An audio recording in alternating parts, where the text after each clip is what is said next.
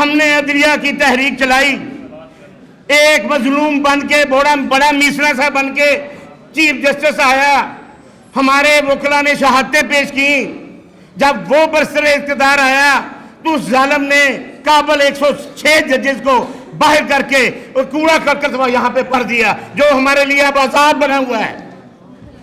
جناب صدر، میں ان سے پوچھتا ہوں، جو نالائق یہاں پہ ہمارے ساتھ بیٹھ کے ان ججوں کو گالیاں دیا کرتے تھے، اب ان لیمنی کیسے خارج کر رہے ہیں؟ وہ کیسے وہ وکیلوں کو خارج کر رہے ہیں؟ ہائی کورٹ تک پہنچنے کے لیے کتنے در گزرنے پڑتے ہیں، کتنے حالات سے گزرنا پڑتا ہے کلائنٹ کو، اور وہاں پہ ان لیمنی خارج ہو جاتا ہے، وکیل بھی بیچارہ شرمندہ ہوتا ہے اور کلائنٹ کہتا ہے لعنت ہو ایسے انصاف پہ۔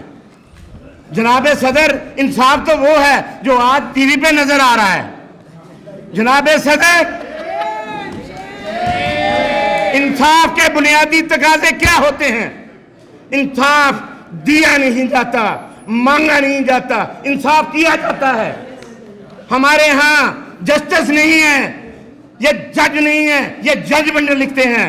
ہمارے ہاں انصاف نہیں ہوتا، فیصلے ہوتے ہیں، اور فیصلے ہوتے نہیں، فیصلے سناتے ہیں، کیے ہوتے ہیں وہ بڑے ججوں میں یہ بیٹھے ہوئے ہیں۔ میں ان سے پوچھتا ہوں، میں نام لیتا ہوں، ہمارے وکیل وکلا بیچارے روتے ہوئے نکلتے ہیں، فیصل زمان تمہاری کورٹ سے، آصف حفیظ تمہاری کورٹ سے، کیا تم یہاں پہ تھے؟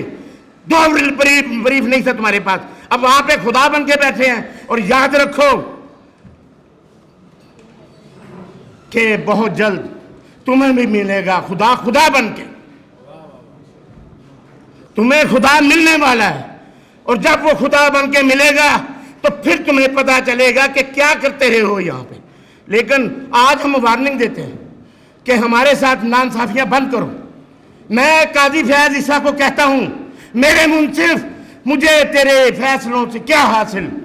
جو میرا کیس ہے اس کی سماعت کیوں نہیں کرتے؟ اگر سمجھتے ہو کہ میری باتیں متعلل ہیں تو میرے کیس کی سماعت کیوں نہیں کرتے؟ وہ کیس لے کے آئے ہو جس میں تم سیکریٹری ہو کے ساتھ کے فیصلے میں تمہیں تھا، تمہیں سیٹ بیک ملا ہے، شرمندہ نہ ہو، ہمیں پتہ ہے تمہاری خصلت کا۔ تم نے ایک کیس میں قدغن لگائی تھی کہ اس پہ بولا نہیں جائے گا، وہ ریلیف تم نے دیا ہوا ہے یہاں پہ، شرم کا مقام ہے۔ اور آپ کا جو تحفہ ہمیں ملا ہے وہ جو ڈکٹیٹر بن گیا تھا چیف جسٹس بن کے، افتخار چودھری، اس نے اپنے خزانے بھرے، اس کی بدماشیوں کا، اس کی کرپشن کا کسی نے حساب نہیں لیا۔ اور آپ سے پوچھا تو آپ بھی اپنی بیوی کو لے کے آ گئے کہ جناب یہ تو خاندانی ہے۔ اللہ کا خوف کھاؤ، یہ تھوڑے سی زندگی ہے، وہاں پہ عذاب الہی سے ڈرو۔ تمہاری صورت میں پوری قوم عذاب سے گزر رہی ہے، کیونکہ جب حکمران برے ہوتے ہیں تو عذاب قوم کو بھگتنا پڑتا ہے۔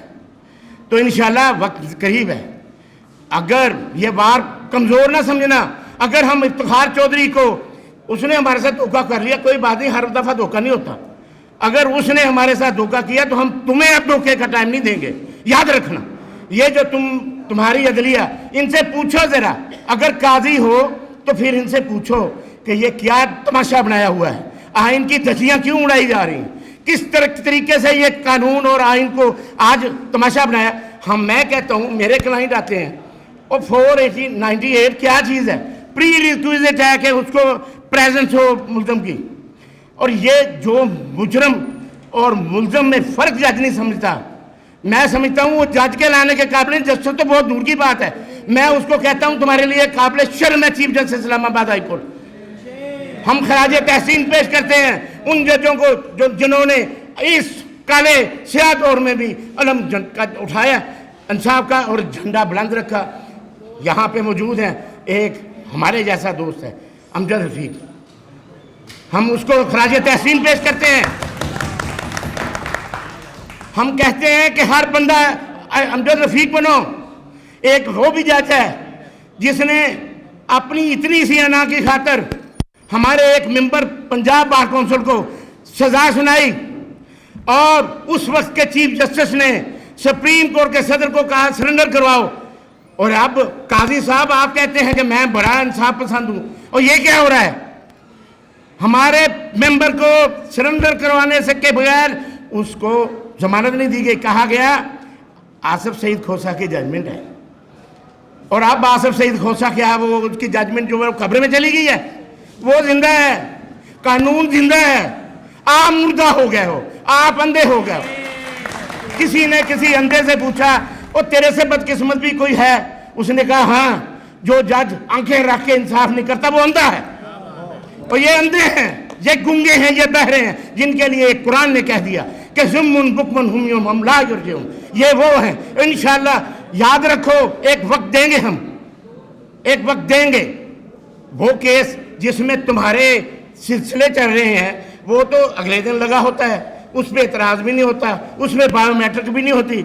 और जो केस पूरी कौम का है, काजी साहब आप वहाँ पे पारा में आते हैं, सुप्रीम कोर्ट की गाड़ी झंडा लगा हुआ है, मजदूर निकाल रहे हैं जलसा जुलूस, क्या मसला है आपको? ओ अल्लाह के बंदे, आप चीफ जस्टिस हो, 25 करोड़ आवाम का जुलूस निकाल दिया गया, कहाँ सोए हुए हो? उठ के आओ ना बाहर।